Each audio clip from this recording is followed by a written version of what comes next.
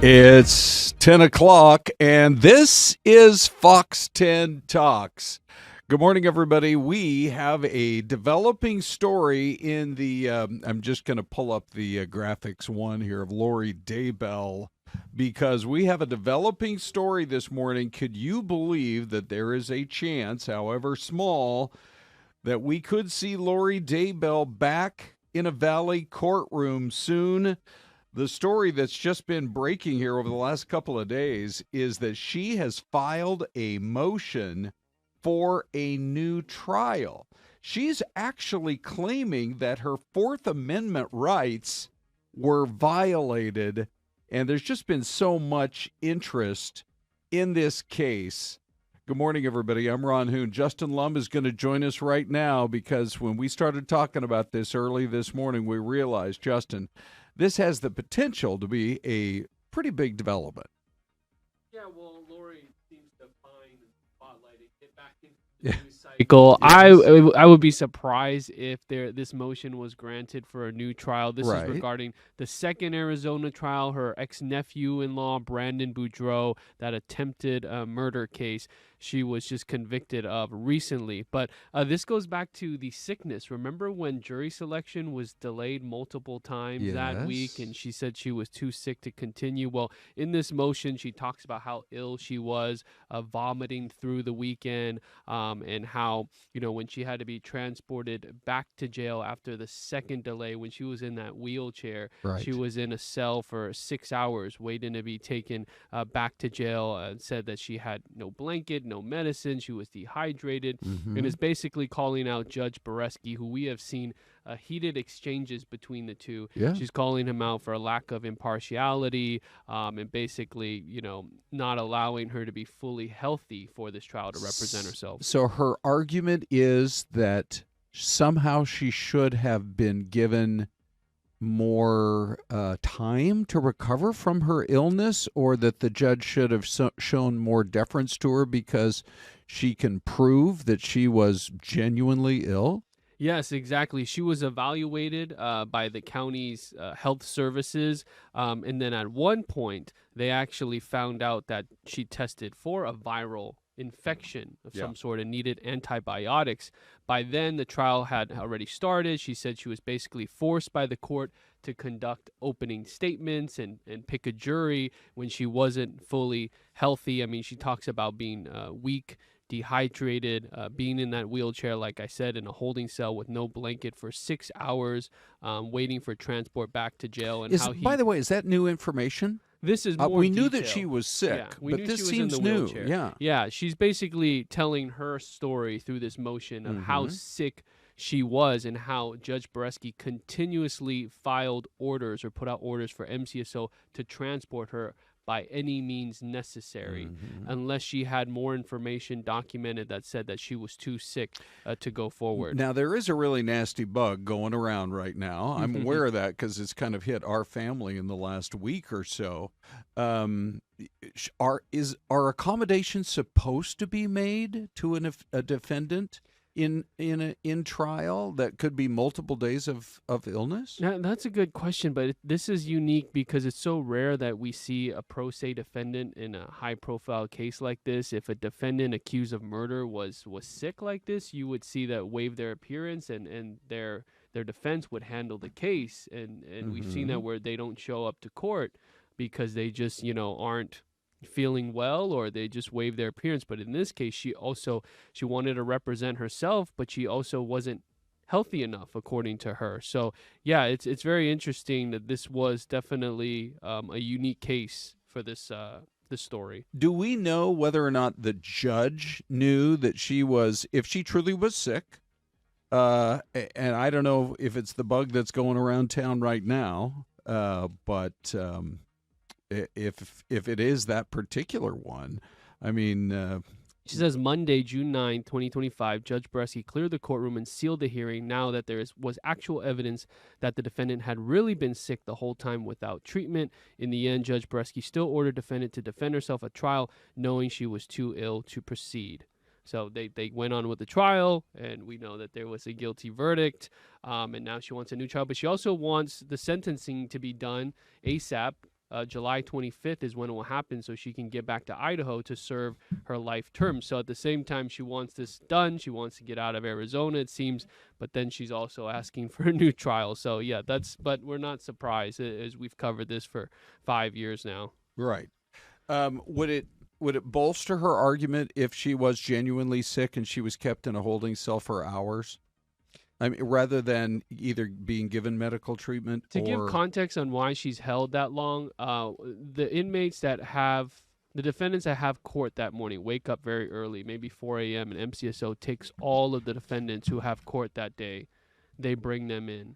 So they're all waiting for each other in a sense. So jury selection was delayed, but she may have been waiting for other fellow inmates that were in the courthouse. Basically, get on the bus. We're waiting for everyone to get on. So it's not just like she has some private shuttle taking her back and forth. She had to wait, and that's why she says with all the other inmates that day. Exactly. So who knows if there was something going around the jail, but you come as a group, and so that's why everyone is waking up at 4 a.m. early, and they're getting their it's a long day. It is a very long day. Oh yeah, for sure. Syleste joins as well, and so Syleste, I think people are of course interested to see where this case might be headed again. Are you seeing any comments? I mean, there are a lot of comments. Good morning, everyone. Good morning, Justin. Good to see you. I know you're kind of looking up at the screen as well, Justin. Yeah, a lot of comments. A lot of people kind of chiming in and saying, "My goodness, this is wild." I mean, Mary says she is sick, mentally sick. I think people are questioning how this happens, why it happens, and were you surprised when this kind of came about, or is it kind of? No, you're just waiting for her to file a new motion. I think this is, I wouldn't say something that I think she enjoys doing, but she has done this several times. She has not just motioned for the new trial, but she's motioned to have the judge removed. She's done that several times and been denied. Sherry Herrick has a good point. She says, was wondering how long it would take her to file a new motion.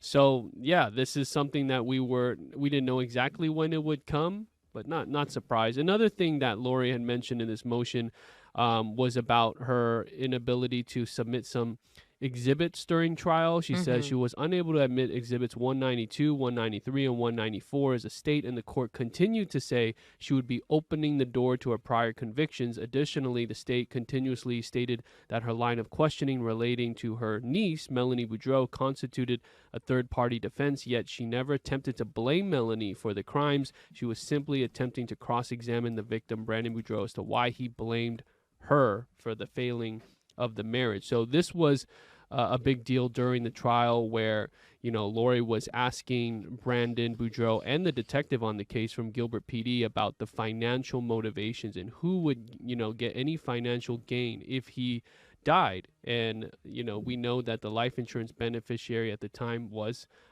his then wife, Melanie Boudreaux. So her defense was basically, I have nothing to gain from this.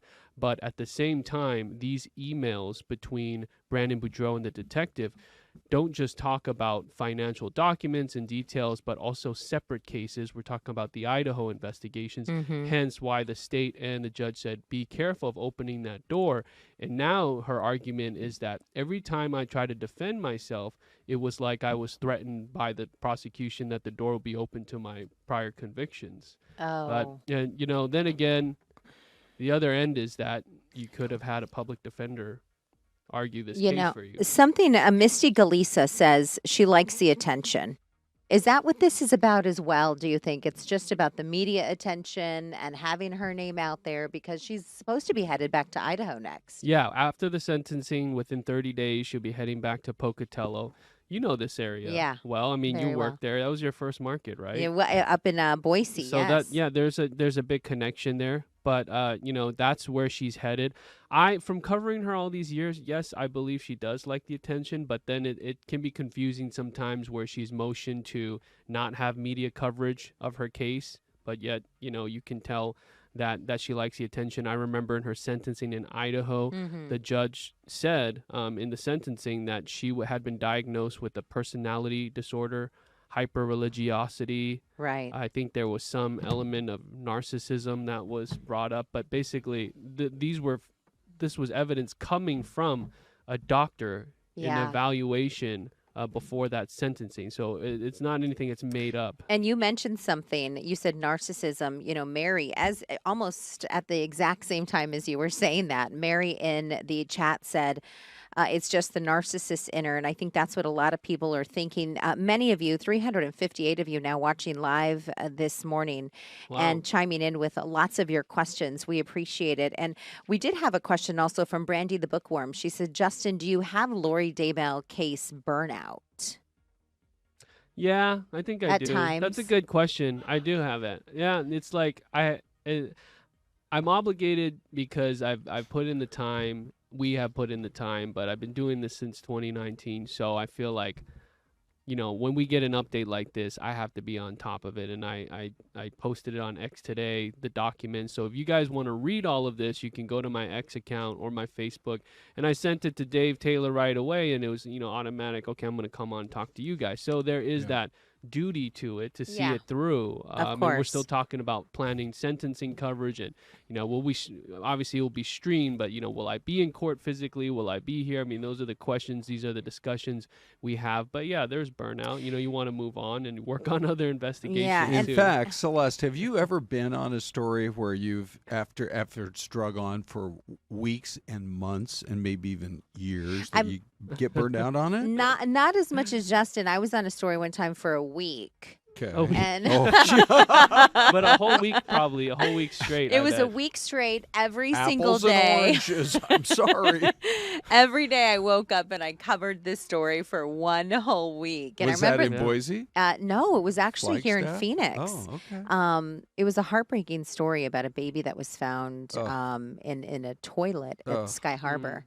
Yeah. But I remember covering every day, and I went home in tears by the end of the week because the details are so graphic. We can't share everything sometimes with the public, but we read those police reports. Yes. Yeah, exactly. And it's pretty heartbreaking. But 418 people now on right now Justin, watching live. can we hold you over Yeah, the break? I'll tell you this story. You talk about the burnout. Are we going to a break first? Right now? Let's see. We got 20 seconds. 20 seconds. Give us a good I'll tease. give you Hold us over the well, break. we talk about the burnout, but in her 2023 trial, it was just a big release after that. I'll talk about that. Okay. And I will tell you a story that I had to cover for more than a year. Oh, wow. And I said, I hope that natural disaster never happens again in this town. It's all coming up. Justin, we did want to, by the way, the story that I was going to say, I literally got burned out when I started the business in 1980. I was 2 weeks in, and a volcano exploded up in the state where I lived in Washington called Mount St. Helens. Okay. And it blew 1,500 feet off the top of the mountain, and it dumped 3 inches of volcanic ash on our city. We were doing, as we call them, sidebars, or major stories, because it clogged up the sewer system. The freeways were shut down. I mean, it was just one of those stories that would never go away. That's wild. So, Justin, in this case, and I know you've got 1 or 2 more questions real quick here for Celeste, but if the judge does... will it be another judge that will come in and sit in on this and rule, or will it be Judge Boreski? That's a good question, because I read that this filing was sent to her advisory council and Judge Boreski. So just like he has, gone over her other motions to remove him or dismiss the case, I feel like he would also be, presiding over this, and it'll be in denial, and we'll get on to sentencing. This is a way for her to, be Drag heard, it out. and obviously we're going to cover it because these are developing court motions. So I saw one comment which said the media should not give suspects, convicted felons, the spotlight, but you do have to understand that it's not. There's more to the story, in that we've covered heavily, the victims and their side of things for the past 5 years. So really finishing the story is important, and these are just one of the developments that it's our job to. We're not going to ignore it, when she files a motion for a new trial. I mean, we got. I see John Netzel in the room next to Dave. Hey, John. What's up, Johnny? He was with me March 2020, a week before the world shut down. We were in Rexburg, Idaho, covering the extradition for Lori to Madison County Jail from Hawaii. In 2020. Wow. And we were there outside Chad Daybell's house in the snow, and no idea that those 2 children, JJ and Tylee, were buried. Or no idea that he was not arrested at the time. Lori was 5 the years one later. arrested and brought back to to Idaho finally, Yeah. and it was a huge scrum of media outside the courthouse, all huddled together, and COVID was happening. And then the next week, every history is it is what it is. So, and it is one of the most complicated. Just to respond also to this commenter who's like, "Don't give her the time of day." It is one of the most complicated legal cases that we have in our newsroom we've ever followed. Just trying to learn the family tree, which like the back of your hand, but all the rest of us, I think, maybe still struggle to figure with out multiple who cases fits in where. intertwined. Correct. And it is our obligation to follow it all the way through. We already know when you're convicted in the murder case up in Idaho, you're going to spend the rest of your life in prison. I don't know why she would even want to delay her return to Idaho. That's the fate that awaits her. The question is, will that happen in a month? I think or the conditions a few months. could be Yeah. the conditions in that prison compared to Estrella jail in Arizona and the heat. And I will say this lastly, I mean, our former news director, Doug Banner, told me a few years ago, he said it's a generational type of story that sort of lands in the laps of a station. Not every station gets that opportunity to capitalize. And this one, I think for us, so we have to take pride in and say, well, we really did this, and we did this right from beginning to end. And I was talking about the 2023 trial where she was found guilty for killing her 2 children and conspiring in Tammy Daybell's death. I was reporting live on my Facebook feed, and I never get emotional, but I truly got emotional and had I was holding back tears, and people who follow me watched that Facebook that day. What made you so emotional? That it was over. That was the guilty verdict, and Okay, all of that work, everything just came out. Wow. And I was I was showing the scene at the courthouse, and there was pandemonium, and people were happy, but I was just truly emotional, not sad, but just wow, we did it. Yeah. Well, we still had these trials. Right. This was 2023. So that was up in Ada County. Yeah, that in was Boise. in Boise. And Yeah. I was just I had never felt like that before. We do have a question here from the chat box for you, Justin. We have a question, and they asked if you were in Hawaii. Brandon Kuhn said, Justin, were you in Hawaii with Nate Eaton when he confronted Lori and Chad? No, that's a good story. I was not in Hawaii, but it was January 26th. 2020. That was also the day that Kobe Bryant died. Kobe and his daughter, wow. that helicopter crash. We It all was a remember big that news day. day. It was a Sunday. Yes. Yep. But I got a tip from my source that they had located her because they were on the way there as law enforcement, and they said, we found her. She's at this resort. And I broke that news. Meantime, Nate Eaton was also physically confronting her in chat, or had already done that. But so I was virtually, I knew what was going on. I was not there. But I wanted to go to Kauai because she had not been arrested for another month after that. So I wanted to make a trip down there. It'd be nice. But we ended up going. Hey, can I? It's a big investigative report. Doug said no. We'll go to Idaho when she's extradited. And so that's. Well, we got another big story we need to get to. Just one last real quick question, Justin. How quickly do you think we'll have a ruling on this? I would say within the next week. I don't think it should take that long, but yeah, we'll see. We'll keep you updated. Great work on this. Yeah.